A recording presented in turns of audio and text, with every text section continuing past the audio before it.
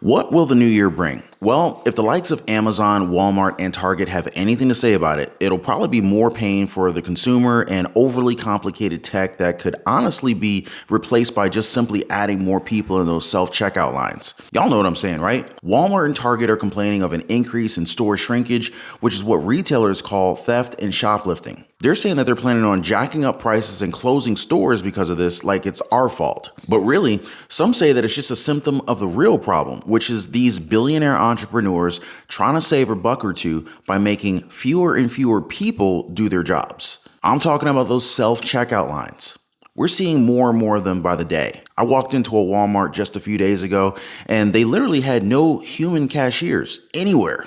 It was all self-checkout. With inflation out of control and the recession just around the corner, complete with layoffs and bankruptcy for the average American, it's kind of hard to blame these people who are just trying to get by. Y'all know what I'm saying, right? A friend of mine that works at Walmart told me that they were actually instructed to let the thieves go, not to stop them at all. Could they be using this as a reason to push increased surveillance on the American people? I just found out that NVIDIA is already working with Walmart and Target to create computer vision enabled cameras that can spot theft paired with analytics that can recognize if an item being rung up at the self-checkout is indeed the correct item being purchased. In short, more eyes watching our every move. Big brother in the retail stores. So what do you guys think? Is this the real solution, or could they just add more actual humans in their checkout lines? Hey, I'm just saying. But hey, seriously, guys, let me know what you think about all of this automation and penny pinching from these big retailers.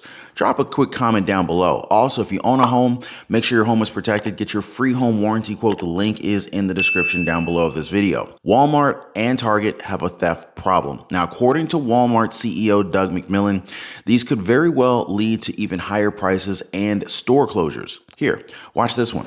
One of the issues we hear all the retailers talk about is what's happening with theft, with shrinkage, stuff that walks out the door. I've spoken with other retailers who have said this is a national issue, a state issue, a city-wide issue. Laws matter where these things aren't prosecuted. What's it mean to the bottom line? What would you like to see people in Washington and elsewhere do about it? Yeah, theft is an issue. It's higher than what it's historically been, and we've got safety measures, security measures that we put in place by store location. I think local law enforcement being staffed and being a good partner is part of that equation, and that's normally how we approach it. But there have been rules that have been changed that make it not something that the police are going to prosecute, or that the criminals won't be prosecuted below certain levels. Does that matter? If that's not corrected over time, prices will be higher. Right. And or stores will close. And how much of that, though, do you have to go state by state and actually work on that issue? I mean, you see videos now. I just saw a video of some burglars in the Apple store, just literally just taking everything that they could. And the Apple employees were told, stand back and just let it all happen. And maybe that's the right decision in the moment, but clearly there's something larger going on. It's really city by city, location by location. It's store managers working with local law enforcement, and we've got great relationships there for the most part, and that's the way we approach it. So what would you like to see? What are the measures that, from the Walmart perspective and the Business Roundtable perspective, overall? Business Roundtable perspective, that you'd like to see policymakers working on right now? Yeah, it's just policy consistency and clarity, so that we can make capital investments with some vision. Good luck. That would be nice. Like you just heard, in recent months, the big box retailers have been complaining about an increase in shrinkage.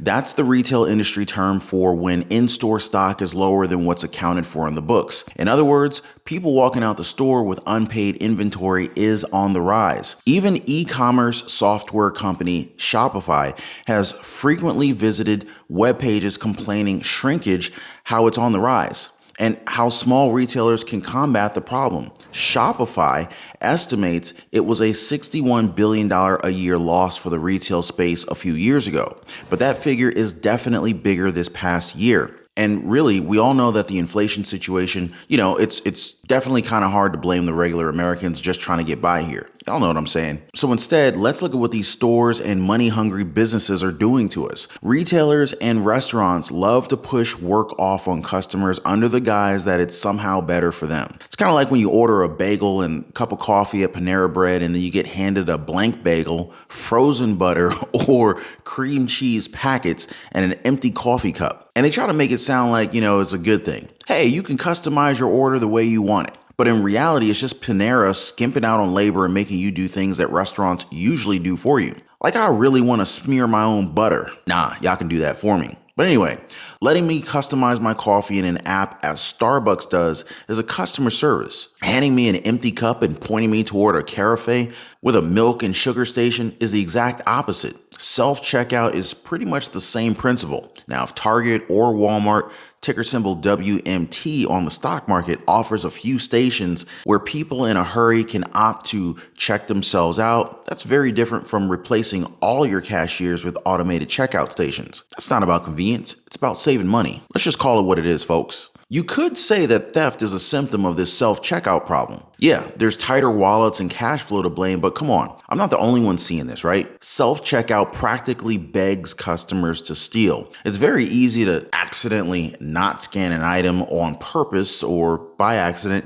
and customers who are strapped for cash could easily be tempted to help themselves to a few items. It's pretty basic if you think about it. If you provide an easy method to steal, people could take advantage of the opportunity. Now, I'm not saying I'm a fan of that at all. I'm just pointing out the obvious. Customers bringing their own bags will only increase theft, in my opinion. People can grab a small item and stuff it in their bag while they're shopping. Will there be someone to check out the bags before they check out? And yes, self-checkout has increased shoplifting, but it has also gone from being a convenience offered to customers to a cost-saving method for stores. It's automating an area where people do a better job in a lot of ways. Where a retailer automates inventory or stocking shelves, that does not necessarily impact its relationship with its customers. Do the same thing at a point of contact like checkout, and you've sacrificed a chance to connect with your customers. What these CEOs and executives need to realize is that retail is largely about relationships. While Walmart and Target are not local neighborhood stores, they mainly serve a neighborhood. The cashiers and the customer service personnel come from the same community in most cases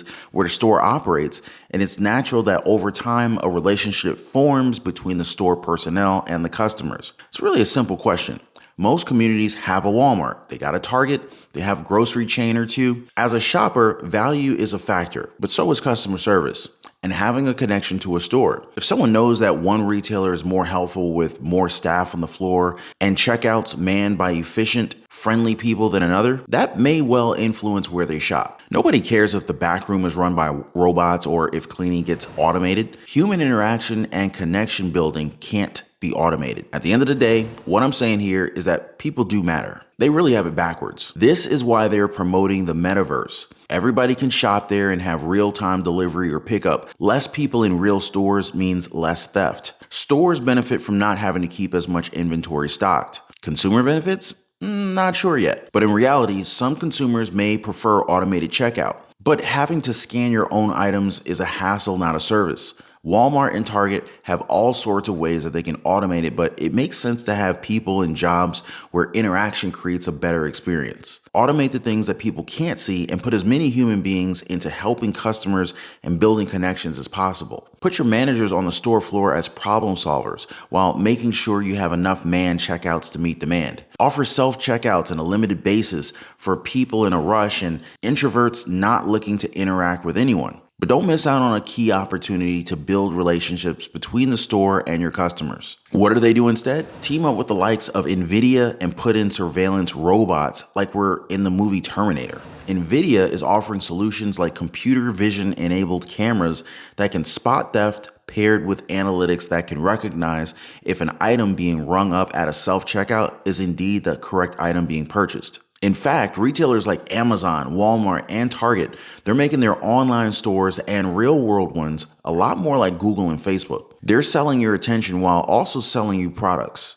So when you read an email from Home Depot or you browse on Amazon, those stores are using what they know about you to nudge you to a brand of dresser or a dog bed that pays to catch your eye. You're used to commercial messages everywhere. And advertising isn't new in e-commerce and retail stores. Those potato chips at the end of the supermarket aisle probably paid for the prominent shelf space. But 2022 was the year when paid persuasion invaded more places that you shop. Charging money to influence what you buy helps stores and dog bed manufacturers make more money. So whether this is good for your shopping experience is not really the top priority. Like many changes in shopping, Amazon's leading the way in paid product persuasion, becoming a bigger part of your shopping life. More and more, your Amazon searches turn up listings of companies that pay Amazon extra to show their blenders ahead of those from the competitors. Amazon says that the company's paid promotions are personalized and they help you find products that suit you. All companies that sell ads say this. And there is truth to it, but more so, stores are trying to use as much information as they can find about you to steer your choices. One difference from Google and Facebook is that retailers like Amazon and Walmart, they make a lot of money from influencing what you buy and from selling you the product.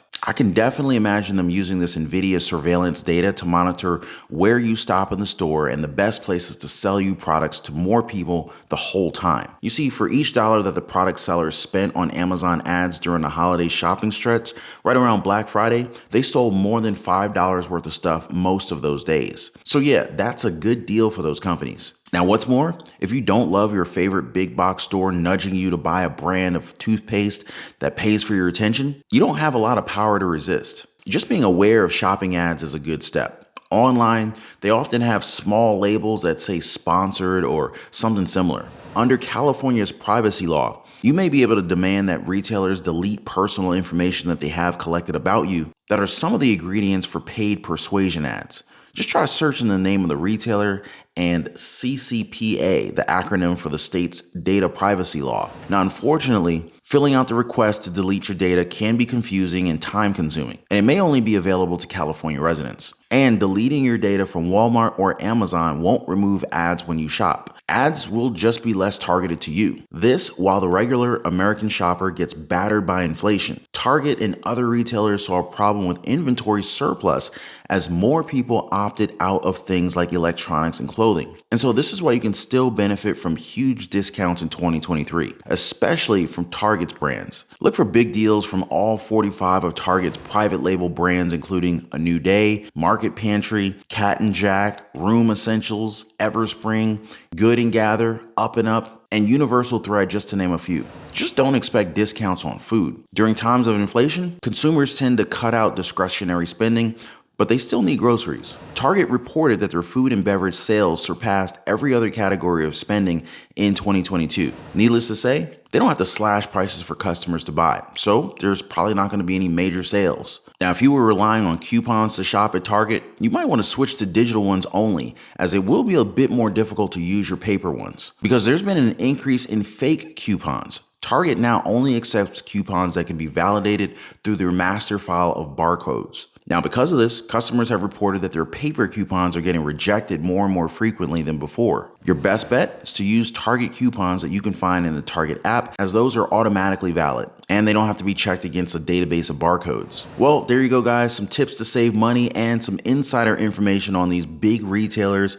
Target, Amazon, and Walmart are also pretty big stocks in the stock market, so we could definitely benefit from that information on those guys as well. But like I always say, guys, these billionaires, they get most of their money from investing, so why shouldn't we, right? Just let me know if you want to learn more about any of this. Our comment section is always wide open. I definitely recommend hitting the subscribe button and the notification bell. But for now, this was the latest development straight from Wall Street in our major money update and daily news report. Walmart and Target locking up customers with self-checkouts and surveillance cameras. How they really just need to add more humans in the mix, and how you can make the most of retail shopping this new year. As always, guys, thank you so much for watching this video. And of course, thanks for hitting the like button for us. I look forward to seeing you guys on the next update. Be safe.